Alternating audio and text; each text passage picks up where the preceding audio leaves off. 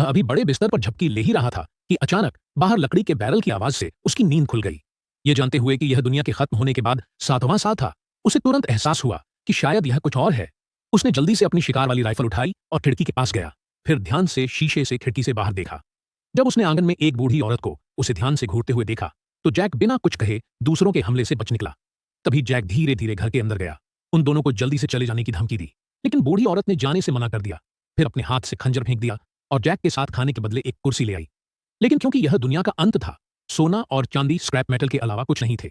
यह देखकर कि जैक खाना एक्सचेंज करने में हिचकिचा रहा था, बूढ़ी औरत के पास अपनी बेटी से कुछ खाने के बीज निकालने के अलावा कोई चारा नहीं था। वह इन बीजों को मिट्टी में उगा सकती थी, लेकिन जैक हिला नहीं। बेबस होकर बूढ़ी औरत को अपनी बेटी को बाहर निकालना पड़ा। जैक, जो लंबे समय से अकेला था, आखिरकार मान गया और माँ और बेटी को घर के अंदर बुलाया।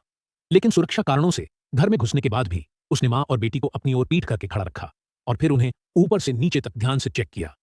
यह कंफर्म करने के बाद कि उनके पास कोई हथियार नहीं है, जैक ने प्यार से मिट्टी का एक टुकड़ा काटा और उसे उन दोनों के लिए एक गिफ्ट बना दिया।